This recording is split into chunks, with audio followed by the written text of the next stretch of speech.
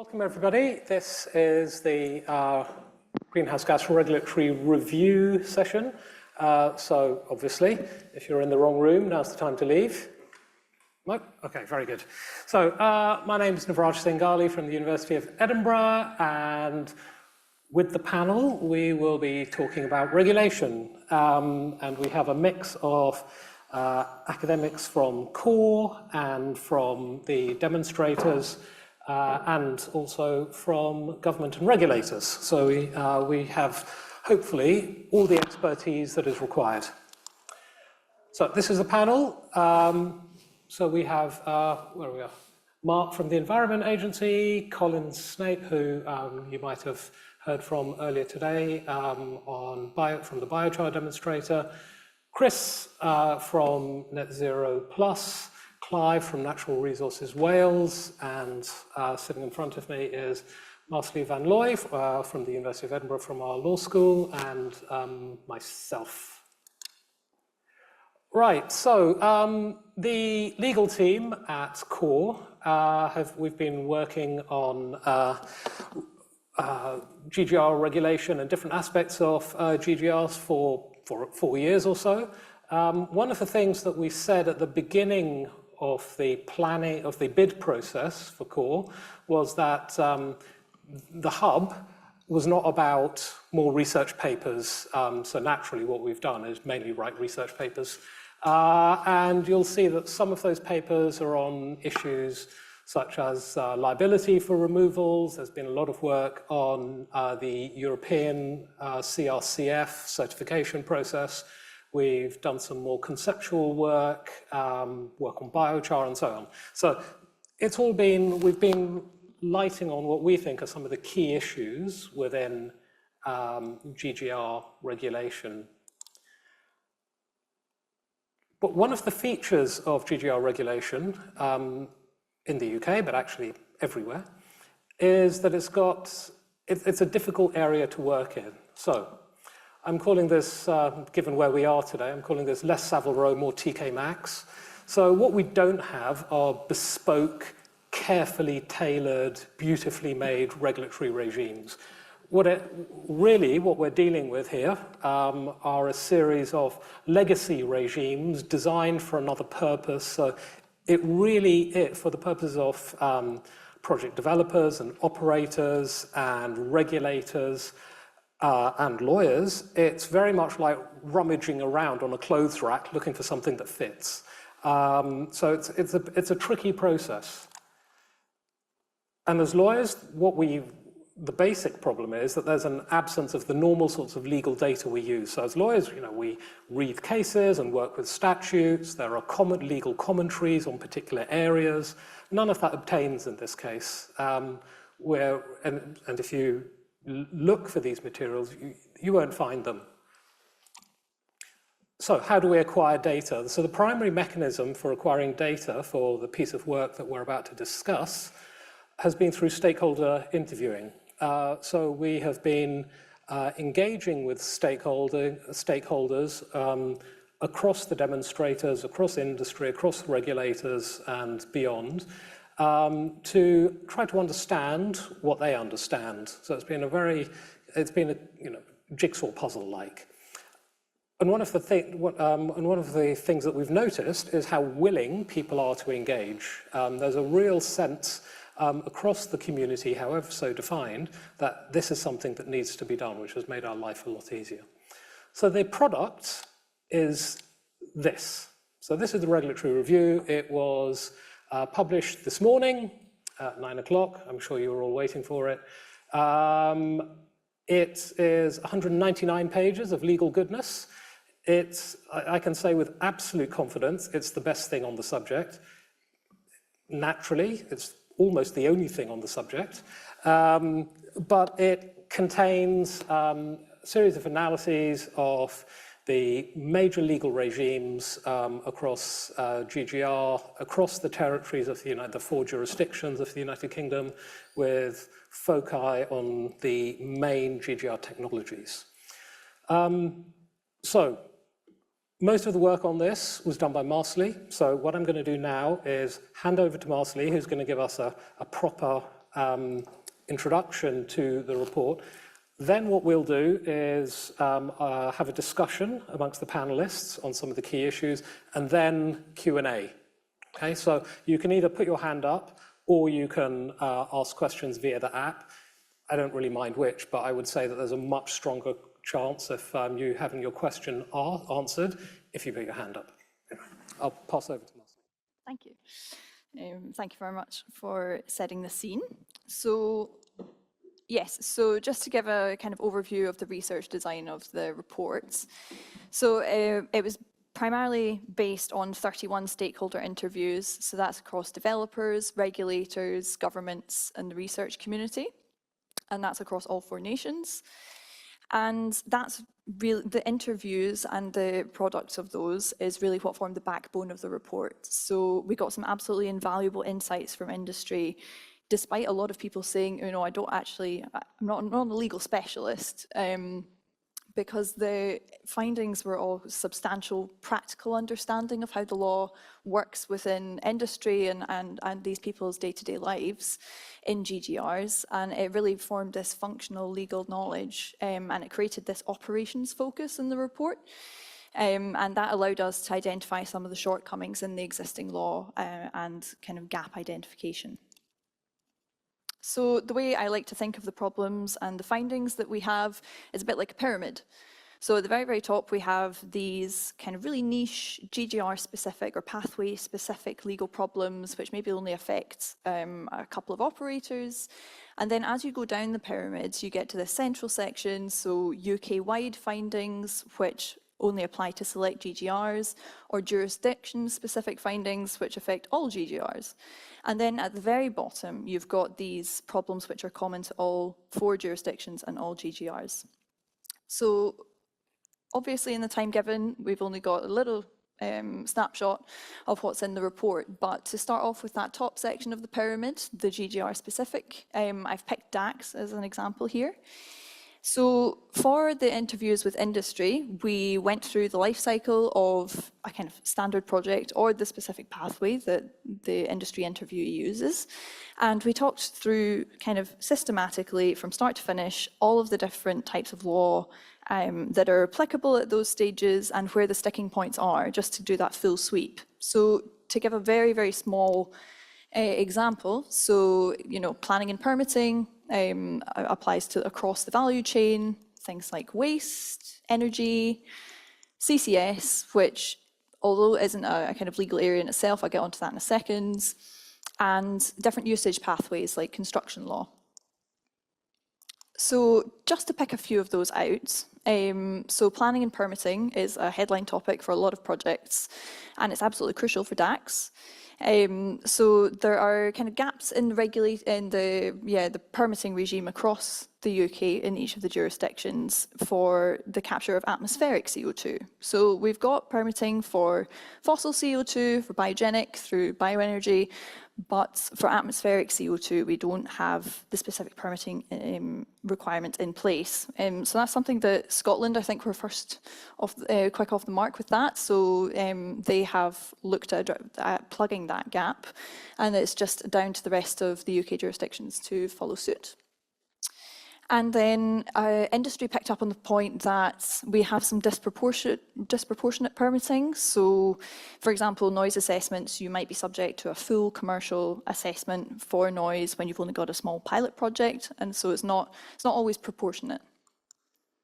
And then moving on to CCS, we have a world-leading CCS regulatory regime in the UK. We've got roughly 68 pieces of legislation applicable to CCS. It's vast.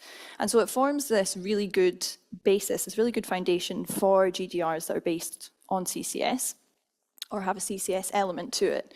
But there are challenges. We've got a pipeline focus because that's the low-hanging fruit. That's the largest capture at the moment. But looking forward, non-pipeline transport is going to be really important as well. And so with that falling slightly behind pipeline, it kind of creates questions for investment and project pathways for DACs.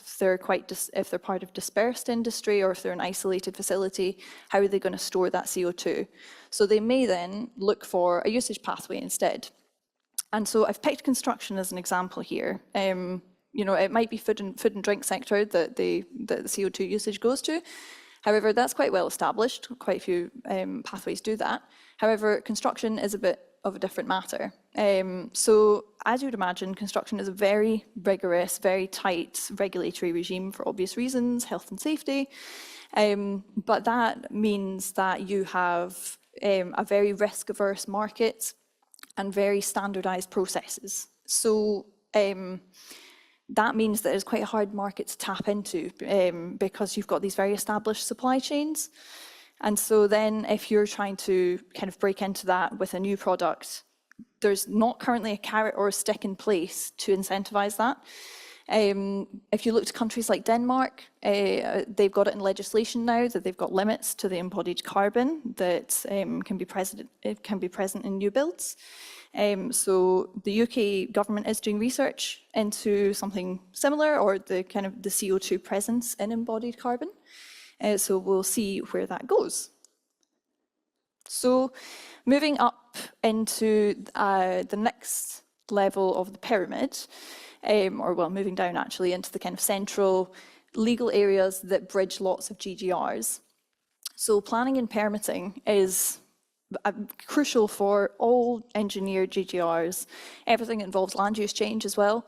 So planning law is very contentious, it's prone to litigation, and this is, the situation here is no different. We've had a lot of interesting cases, especially in the realms of environmental impact assessments, and that's going to be really crucial for GGR projects to pay attention to going forwards. Moving over to permitting, again, as I mentioned, we've got these standard permitting procedures. If you're a bespoke niche project trying to shoehorn yourself into a tick box exercise, as it might be, you're potentially going to face some challenges there. And the planning process in itself is quite long, it's quite complex. There are a lot of standards, obviously, that you need to comply with, and this can be a problem, specifically for large projects, really. It can take years and years to get your planning permissions in place. And these aren't challenges that any of the governments in the UK are oblivious to. We've got things like the Planning and Infrastructure Bill coming in England, is a very hot topic at the moment, and DEFRA has published its consultation on refining permitting regimes as well. So moving on to land law, this is a topic which is really important, but it's not always talked about as much as it should be. It's very interlinked with land use policy, which is talked about quite a lot. But land law is a bit different. It's this set of private law rights kind of interlinking with these kind of public interest actions like GGRs, and those two don't always align. For example, we've got quite historic kind of legal structures in place in England, for example. Agricultural tenancies don't always allow you to change your land use. So if you wanted to switch from arable to forestry, you might not be able to under your tenancy agreement. So that's quite restrictive. So, for afforestation, peatland and biomass crops, that could potentially be a consideration. And then last, but certainly not least, we have waste law, which is founded in EU law. It's complex, it's rigid, it's very, very strict, and that makes it difficult for projects to navigate. And within this, the definition of waste is a real sticking point. If you're using something which is defined as a waste in your GGR technique, regardless of what substance or material it is and how useful it is for carbon removal, if it's defined as a waste, you've got some very specific parameters you can work within, as well as permitting requirements. So kind of moving on to the very, very lowest part of the pyramid, the problems that are relevant to all GGRs and all jurisdictions, is something that we have coined this regulatory paradox. So this came from asking interviewees, what's needed from regulators, what's needed from industry? And these are the findings that we came up with. So first of all, from the perspective of regulators, regulators are obliged at all times to comply with their legal mandates. So for example, the Environment Agency, their mandate is environmental protection. And regulators also need to abide by legal principles, such as the precautionary principle, which is designed to balance risk and innovation in decision making. And these are really important because in order to comply with these, regulators need robust evidence from projects that are approaching them to say, you know, we want to do X, Y, and Z. Regulators say, you know what, okay, we've got to comply with this, we've got to look at, you know, risk balance, etc. And so can you please provide us with evidence? So that's really important to remember for what comes up with what industry said.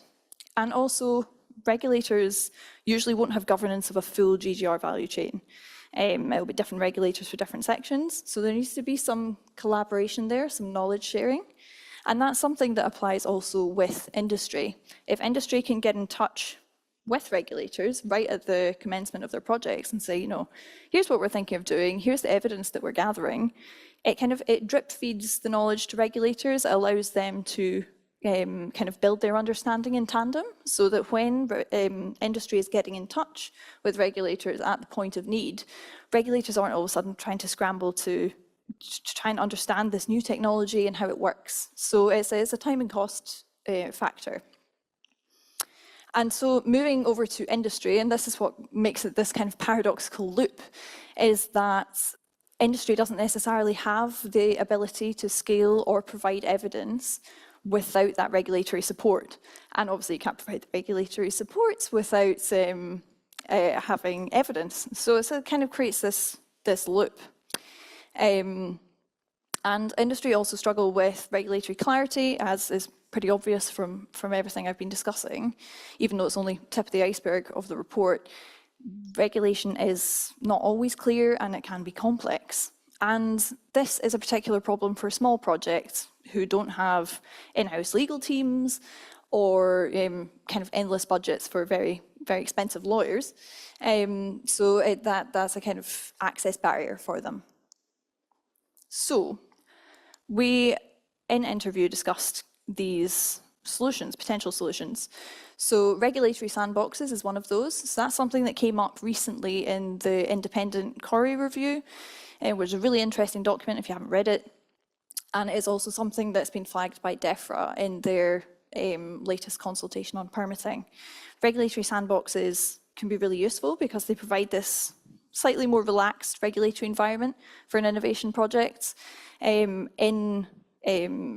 whilst that project also providing the regulator kind of providing this sandbox with monitoring information to kind of decrease that risk and make sure that everything is kind of working well.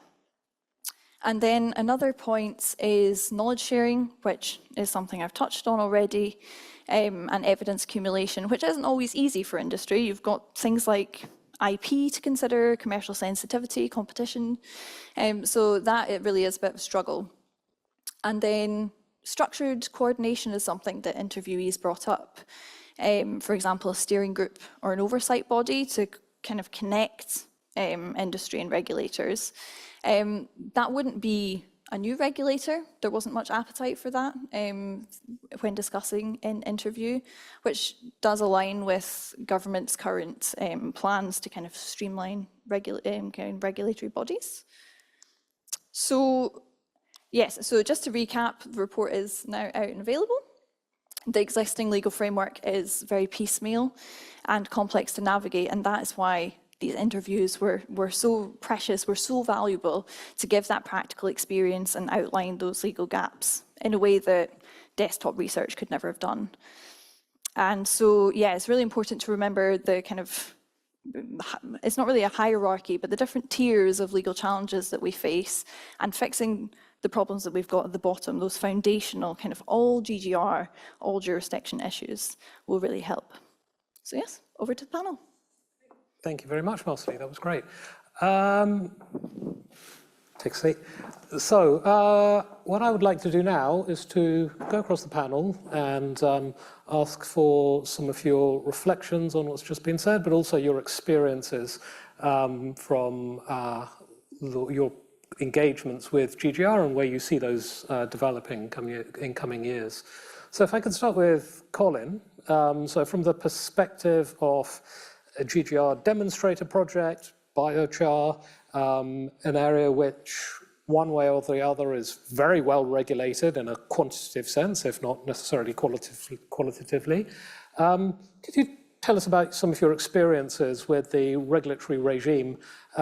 Because I know, because we've worked on this over a number of years. Just to start off with Marsaili's summary, just to prove I actually did some prep for this session. If you look at the summary, there is a very nice table of different GGR approaches, and I think it was maroon where you saw the biggest problems, headaches, and Biochar had the most maroon purple bars in the table.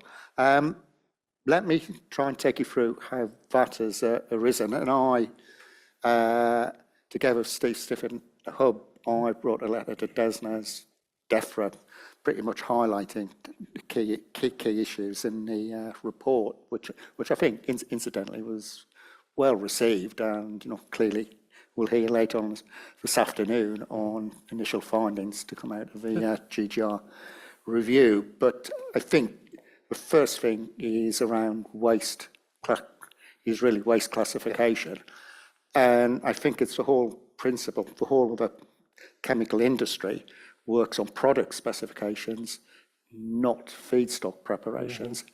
And there are some very well respected standards out there for biochar quality. So it would be, there's no need to rediscover the wheel here. It'd be very easy for government just to accept World Biochar Certificate, European Biochar Certificate in terms of grades of biochar, and that alone ensures, the biochar is up to how it's actually going to be deployed.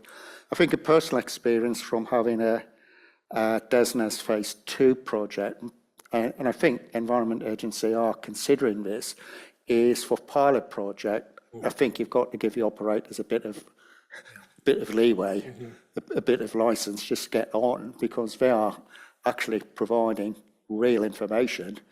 And at the end of the project, it could be there are severe environmental issues, which is fine, but the other way, it could be that some of the initial concerns have been weakened. So clearly, next stage is after feedstocks producing biochar, and I think plants are at scale well regulated in terms of emissions to atmosphere, water, and land. So yeah, I'm perfectly comfortable with that, because that is the same procedure which you literally go through for any chemical plant. I think, going back to the feedstock issue, you can, I think, it might have changed now. What used to be end of waste status, but that is quite a long, laborious process, and most people just paid consultants huge sums of money to handle it for them. Once you get to deployment, Environment Agency came out with low risk waste position, I think probably 2016, 2017, which was fine at the time because there was just no knowledge on biochar, and that was really how much you can apply a year. We've, in terms of, shall we say, responsible innovation, have come at it from the other way, is what is a safe level of biochar to apply, particularly to arable land, where it can be pretty guaranteed long term you'll not have any adverse effects. So, because clearly we couldn't hang around, we applied 10-ton aliquots per hectares, and so we went, we got, as it were, dispensation from the EA for each of our plots. But I think, our work, and again, this is in a way precautionary, would say arable land, up to 20 tonnes per hectare is fine. Permanent grassland, a lot further, 50 tonnes per hectare, as potentially with new forestry. So I think. No, that's great. Thank you very much. Some of the initial. I'm well aware of how pressing these issues are for biochar in particular. Well, the waste biochar relationship in particular is so pressing. Chris, you come from a different demonstrator project, but also a slightly different background or manner of working, in that you have a lot of experience in that interface between policy and research. So I was wondering if in this context you could say something about that experience. Yes. I think I'm probably going to start with, you mentioned land law. Land law is quite interesting in that we're still using bits of it that we came up with about 100 years ago to try and manage agricultural land. Unless you've got somebody sitting next to you who's practiced land law, it's almost impenetrable to try and get your head around. It's we were talking about this the other day. It's quite different to a lot of areas of law where you can usually transpose things from other disciplines. When you get into land use, rural land use, it's sort of a different it's a different kettle of fish, and the people who work in it tend to keep themselves to themselves, and that's a real problem for all of the GGR techniques we've been talking about, because there just isn't the access to the people who have the expertise in how these things are practiced. Try and give you a more concrete example. You'll all have read studies or reports that you get towards the end and it says, oh, and we found that land tenure was really important as well. It's always a little one-line thing at the bottom, and everyone's thinking, well, what the hell is that? If you don't know, land tenure basically talks about the ownership and occupation rights of land. So who has the right to do what with land? And because it's not well understood, we largely design agricultural policies or studies or management strategies, assuming that the person who farms the land can do whatever they like with it. There's only about between 50 and 60% of the UK that's owner occupied. Everywhere else, the right to own the land, so to make permanent changes to it, and the right to sort of the day-to-day use of the land, or at least some of the rights, are split between two people. And if you don't plan for that, it's like putting a mask over 50% of the country and saying, well, all these things we're planning to do, we can't do that. You might say, well, why can't the owner and occupier sort of get together and just agree to work together? When I worked in private practice, we would hand over, if you had, say, a 100-acre farm, we could hand over £100,000 to the tenant just to change a piece of paper that their tenancy agreement was on, just to sign a new piece of paper. And that's because there was a lot of, particularly inheritance tax law, that the owner would benefit from if the tenancy agreement changed. There are vast sums of money involved with changing particularly historic agreements. And the tenant knows that. They might not know the details, but they know they don't want to sign a new piece of paper because it's worth an awful lot of money.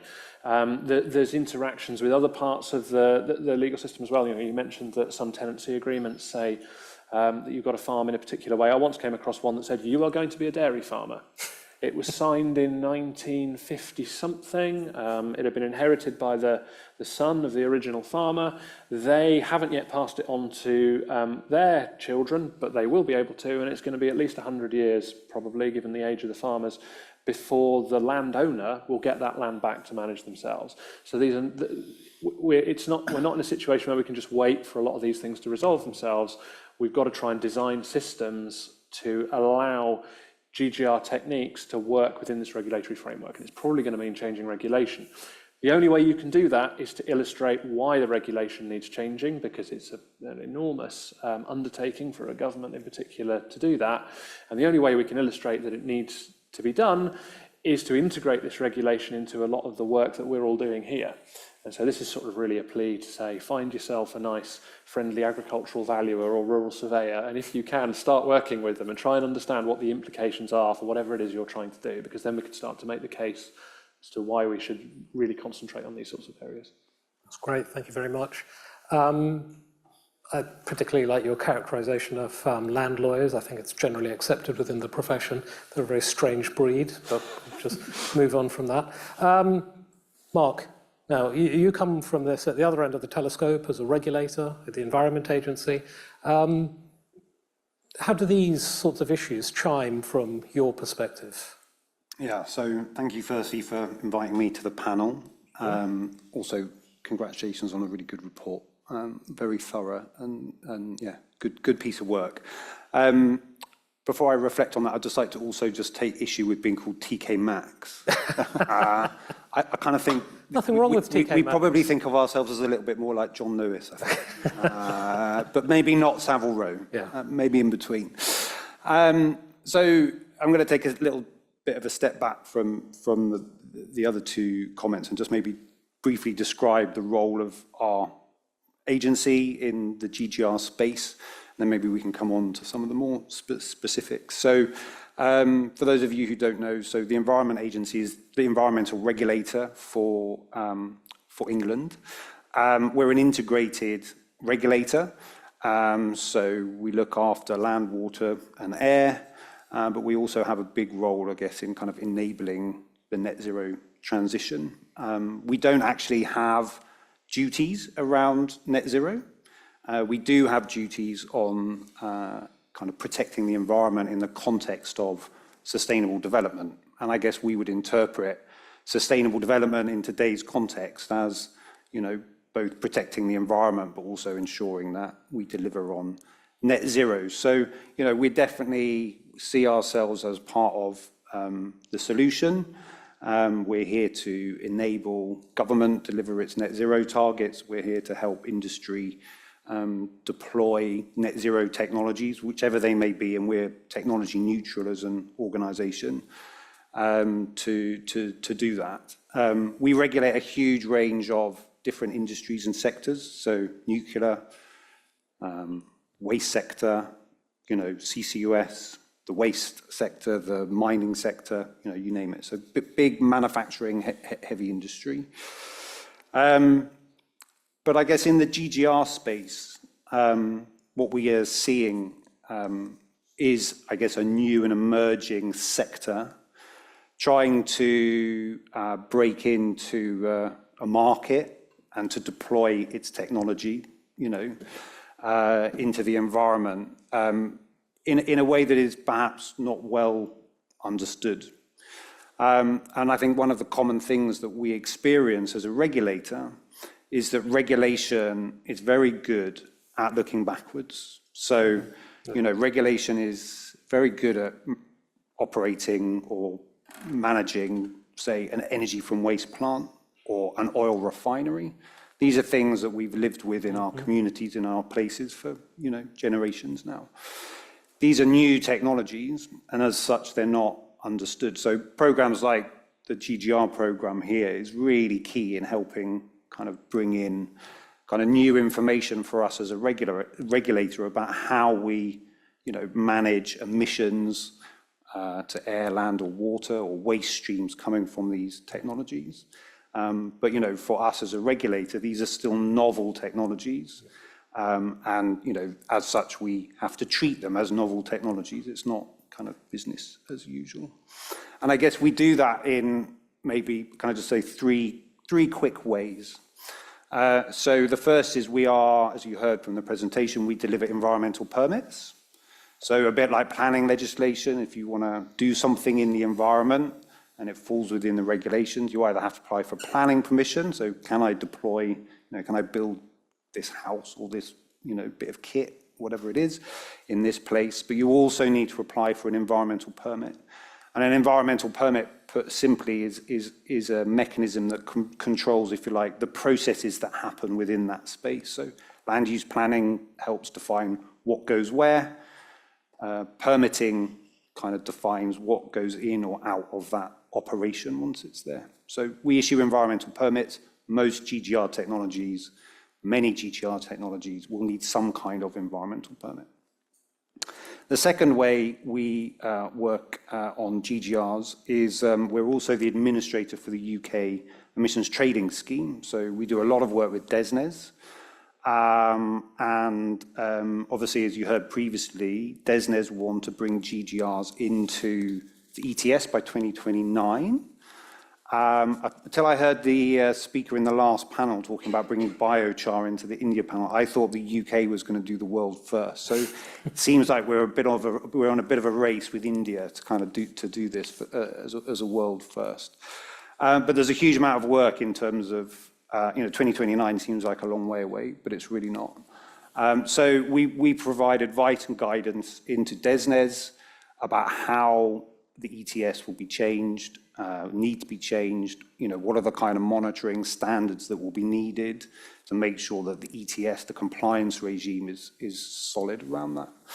And then the last way we work on GGRs is really as a place-based regulator. So, all of these technologies, get deployed in local places. And we work as a local regulator in local places, in local communities, working with stakeholders, with industry, with communities. And in many ways, good regulation provides social license, for technologies to operate. It's very hard to get the right balance of regulation. We can come on to it later. People either think there's too much, in which case we're getting in the way of growth and jobs and new technology and innovation, or there's not enough. And then, the regulator is kind of, being seen to kind of taking their eye off the ball. And there are lots of opportunities and lots of examples out there of perhaps where that has happened already.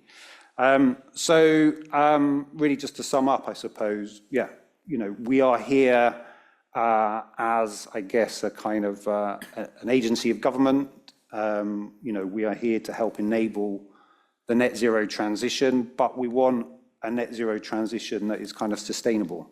I think, we've heard it a few times here already. Net zero at any cost isn't enough. It needs to be a net zero that delivers on kind of environmental outcomes. And I think having the right regulatory framework to do that is absolutely key. I think this project has shown that we're probably not quite there yet, and there's more to do.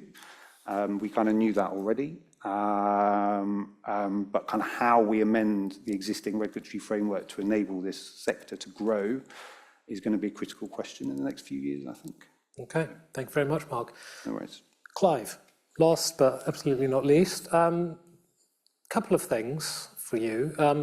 One of the things that arose from our work is something that's very often, and we say this with feeling because we're from Scotland, but that these sorts of questions are very much taken from a perspective as if devolution never happened.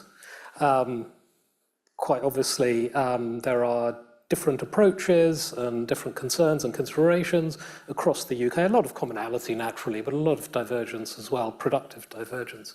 So I was wondering from the purposes of this problematic, how those issues obtain in Wales. If I could also ask you a supplementary, if there was one thing that you could know from industry, from the GGR industry, what would that be? Yeah, okay.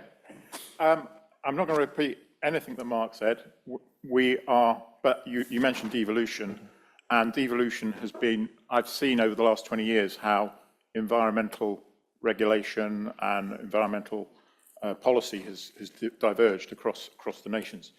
So I will say a few words about NRW, Natural Resources Wales, as an agency, because we are quite different to the Environment Agency.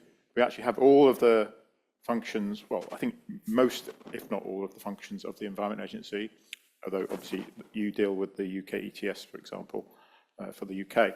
But we're also the Forestry Agency for Wales, and we're also the Nature Conservation Agency for Wales. So that makes us quite a different organisation. And when I look at, was thinking about this in terms of GGR, certainly as an organisational level, we don't think about it as GGR as one thing. And I know everyone's heard today how there's all sorts of different technologies and approaches. But so to me, we have, whether it be in terms of the industrial sector or technology sector, whether it be in terms of the evidence base, or whether it be in terms of the regulatory maturity, in each case, in terms of the maturity, it varies across the technologies. So we're in the position where when the climate emergency was declared by the Welsh government back in 2019, we looked across NRW, what can we deliver to push forward to net zero? And the USPs that we felt we had at the time was around the forestry sector and around peatland. One, because forestry, and obviously it was presented this morning by the CCC that the one technology that we can apply now as a nature-based solution is woodland creation. So we run our own internal woodland creation program. We manage 7% of the Wales' land area. Much of that is forestry, but not all, but also extensive areas of peatland. So we are very much focused in terms of our own delivery towards this, in terms of we're developing programs in those areas. So those are what I would call mature areas. And then, but we have areas like enhanced rock weathering or biochar, which obviously where we regulate waste in the same way as EA, where I think there's the real issue, and it links into Marsaili's paradox of capacity and capability. And I think that's a particular issue for the smaller devolved agencies, but I think it's also true for the EEA, to be honest, although I'm not speaking for them. But we can see for ERW, we don't have ERW or biochar expertise within the organisation. Okay, we have waste colleagues. So there's a number of different areas where the kind of paradox that Marsaili was referring to really does apply, and it's very much for us very much a chicken and egg thing, because thinking about things like ERW and biochar, actually if you look at Wales is fairly, well, not unique, but it is unique in a sense, kind of land use. Arable is a very small proportion, and therefore putting capability into ERW, if ERW becomes something which is predominantly delivered in the arable landscape, well, we probably don't need to have that expertise. So I guess to come on to your question about, so what do I want to know? It's, well, is this industry going to be or is this technology going to be deployed in Wales at scale? And I think for certain technologies, such as ERW, but also arguably for biochar, there's a question mark there. I'm actually on the advisory group for the ERW Demonstrator, and as you know, I think as it was presented this morning, there's the Plynlimmon site, which is actually in mid Wales. And just as a little anecdote, when the basalt was first spread, due to a large rainstorm, it was washed into the streams. So the first year was a bit of a washout. What would you expect on steep slopes in mid Wales? So I think there is that kind of uncertainty about, if not about the efficacy of the treatments, their applicability in what can be quite different nations and topographies and cultures. And I'll finish on the culture side of things, which I think is an important thing to pick up, that the growth in forestry, organisations and companies buying farms in order to forest them, has become really controversial, particularly in Wales, around the impact it has on culture. But I'll leave it there. Yeah, great, that's fantastic. Similar phenomena in Scotland, known as green leads, and highly contentious issue, especially in the Highlands. Right, I think we've got, is it 10 minutes, Michael? Right, so thank you. So any questions I was going to say from the floor, from the steeped rate banking? Yeah, one question here. Is there a second? And I'll take, a second. Sorry, is there something on the app as well? No? Okay. Okay, go ahead. Thank you. So a question for Mark. Sorry, could you introduce yourself? Sure. So I'm Brian Reid, Professor of Soil Science at UEA. Thank you. So I've got a question I'd like to put to Mark, which is really about the compliance markets and ETS and the UK ETS. So as I understand it, and maybe I'm wrong, those obligated off-takers are not buying a sequestration, they're not buying carbon removal, they're invested in a fund that will deliver those things. So the ETS kind of trades, there's 2 points to this really. One of those ETS might bounce around at 60, 70 pounds a tonne of CO2 equivalent. And I've just wondered what your prognosis is when you flood that market with biochar or enhanced rock weathering credits, which, as we heard earlier, want to command a tariff of 600 or 200 pounds per tonne of CO2e.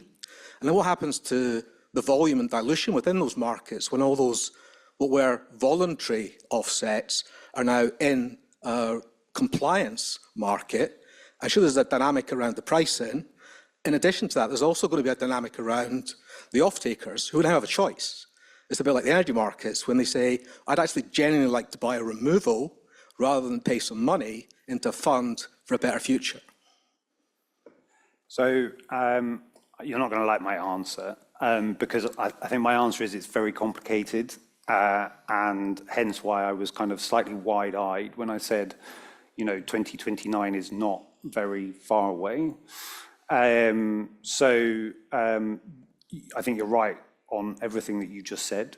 And that means that the policy framework that exists around the integration of GGRs into the ETS needs to be right to make sure that, you know, a lot of the things that you just described kind of works properly. So we're the administrator of the scheme. Obviously, the policy regime sits with government, well, it sits with the UK ETS authority, which is across all of the devolved nations at the EU, the UK level.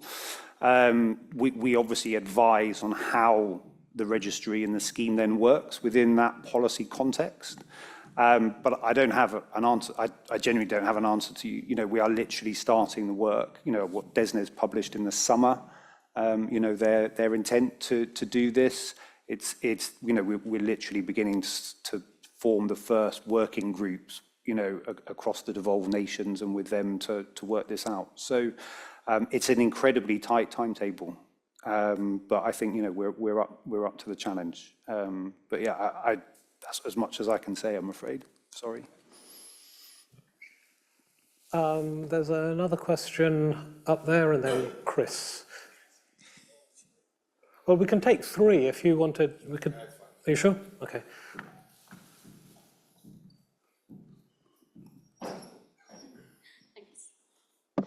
Hi, I'm Beth Barker from the Aldersgate Group. You mentioned that there were some emerging areas of potential regulatory divergence between the devolved nations, and I also wondered whether, what those might be in this area, and also whether you're seeing any areas with potentially the EU or wider afield that might create challenges for businesses potentially looking to develop sites across different jurisdictions. Great, thank you. Marsaili, do you want to take this on first? Yeah, of course. So on the devolved side, there's a chapter in the report that talks about that. So there were kind of three key areas, I think, that we touched upon in there. One is just transition. So Scotland and Northern Ireland have quite explicit just transition legislation about how decision makers need to take that into account when they're considering kind of legislative updates, that sort of thing. And Wales similarly has its Wellbeing Act from 2015, which, although isn't explicitly just transition, and I think Wales is doing quite a lot of work in that area at the moment, it still kind of touches upon the same themes. Another one is non-pipeline transport is another key area because, for example, Northern Ireland doesn't have much offshore CO2 storage potential. So non-pipeline transport is potentially going to be really crucial for them going forwards. But obviously it's kind of a bit behind in the timescales at the moment. So it kind of leaves a question mark there as to what opportunities will actually be available for the engineered GGRs that rely on CCS infrastructure. And actually another point on Northern Ireland is climate law change and climate policy there has been a little bit turbulent. It's been quite delayed, or in some cases severely delayed. And I think that has created some concerns for them that, you know, if we do need regulatory updates for GGR, you know, what the timescale is going to be for that. How can Northern Ireland kind of try and catch up with the rest of the UK? So those were some of the divergences that we discovered. And then, so the report itself is quite UK focused.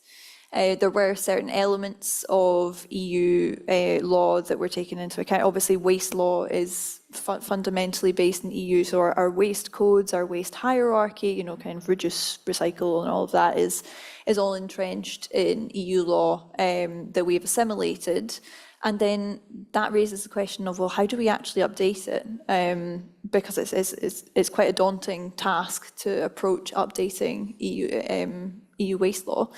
And also another consideration is the EU ETS and how potential future integration. And I think biochar is a really interesting one for the EU as well. And looking at that cross-border kind of standard, you mentioned the European Biochar Certificate, for example. But I think biochar is quite a good example of kind of raising questions as to how the UK looks outwards for its GGR markets in future.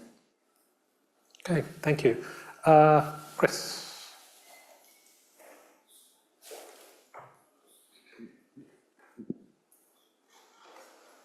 Yeah, hi, Chris Pearce from the National Oceanography Centre. You really just started touching into the question that I was going to ask you, Marseille, which was how your regulatory paradox, you kind of touched on a key point here, and it echoes what investors are saying for commercialization of many of these GGR technologies. It's like you can't invest into something that isn't proven, but you can't prove it until you've got the money to do it, and it's the same with the regulatory side of things. So it's very much what Clive was just saying with the chicken and egg. So the question is, how do we bypass that? And can we look internationally? We've heard about CDR Terra, CDR Mare, there's a lot of German funding projects, European projects. How do we utilize them and the knowledge being derived through our international colleagues to advance the UK's regulatory sphere? And or, is this something that we need to rely on the UK government just to provide the funding to pump prime our advances in this space? So I guess it's aimed at Marseille, but you kind of build on what you just started saying, I guess. Yeah, no, I think it's a really interesting point, kind of looking out with our own shores for what we can be doing to kind of build that evidence base and that knowledge that's needed. Things like enhanced rock weathering and marine in particular, we have these vast knowledge gaps. So Colin mentioned at the start that in the executive summary of the report, we've got this nice kind of table. It's very simplified, it's very binary, that kind of gives this color coding to the real hotspots of where the regulatory problems are. And for marine and enhanced rock weathering, we've got these big question marks over the evidence base. Yeah, maybe it might be interesting to hear from Mark on how regulators view kind of international evidence and how that's maybe processed within regulators. Because it's not something I'm that familiar with myself. The interviews that we did were all UK-based operators. So in a way that was quite insular in itself, and that's probably something we need to be looking at is, how do we incorporate projects from elsewhere? And I mean, Navraj is part of CSync in the EU, and there's quite a lot of crossover of knowledge there. So, Mark, please. Yeah, happy to jump in. So just on that very specific question on international experience, absolutely key. I mean, where we have the resources and the capacity to do kind of international reviews, work across, we still look to the EU, but also, very often to the States and to places like Canada. We absolutely are very keen to work and look at international best practice, 100%. I think the issue is often the resources to do that. And very often in the GGR space, while there is a lot of entrepreneurial, innovative work going on in the private sector, actually inside government, these programs are not yet fully resourced, which of course is why this program has been so helpful. Even you heard from the CCC earlier. It was on the back of this program's work that then provided the data to even put things like ERW and Biochar into their modelling. So, we are still very much at the early days. Can I just say something quickly about the regulatory paradox? Because I 100% recognise the paradox as you've set it out. I would just say, don't feel picked on by a GGR industry. This is something that is really common across all sectors that are new and novel. So this isn't something, we're not trying to, actively thwart the deployment of GGRs. It is because, as I said, regulation is backward looking. The evidence isn't yet there for regulators to make confident decisions. So, this is something that we absolutely have to work on together. It's government, regulators and industry partnering up and really, collaborating to solve these problems. So the paradox is fixable because there's lots of other new technology that has been deployed and safely and is well regulated. And, the industries that are deploying it know what the regulations are and how to navigate them. So the paradox is only a paradox for a moment. We can work through it and get through to the other side of it. But it's going to take resources to do that. If I could just add to that. Sorry, Michael, how much time have we got? Have we got 3 minutes? 3 minutes, thank you very much. What I'm going to do is give Clive, Colin and Chris 1 minute, and I've got a stopwatch. Go. Do you have time for one more question? Oh, do we have time for one more question? Sorry. There's a question on the app. Okay, right, go ahead. Okay. Yeah, no, I was just going to add to what Mark was saying, because I think actually, yeah, we do need to recognise the value of all the international work, but we actually need to, as was said earlier, we need to kind of learn and research by doing and upscaling. So, I mean, the demonstrators were relatively small scale. We need to upscale them.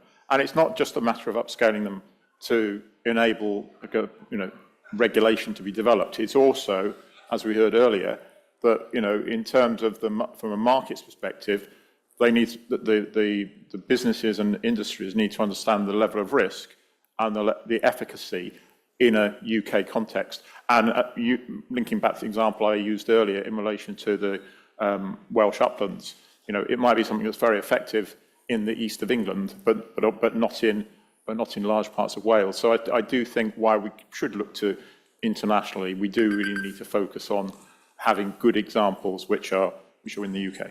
Brilliant, thank you. Colin? Yeah, I think just to reiterate, we do need UK evidence. I think the point I was trying to make, we want to try and make it easy for the regulators in terms of bringing what we consider to be international best practice. And just on a rather amusing point, European Biochar certificate has nothing to do with the EU. It's run by the Ithaca Institute in Germany, and guess which other country? Switzerland. Okay, thank you. Chris? I'm going to try and use the 26 seconds Go for your life. on your clock. I think we have a particular challenge here. We talked about a climate emergency earlier on. 2050 is only 25 years away. Regulation hasn't traditionally changed that quickly. And so we just need to be cognizant with the things we're talking about here that we might need to find a different gear and a different way of doing things. Well, 17 seconds. You can use his 7 seconds. On his 7 seconds, and it was mentioned, there is a government consultation, DEFRA consultation on modernising environmental permitting. It's open until mid-October. Read it, respond to it. Right, okay, we'll all do that. So thank you very much to the panelists. Thank you very much to those who asked questions. Apparently there's a better party going on somewhere else, so we should probably go and join it.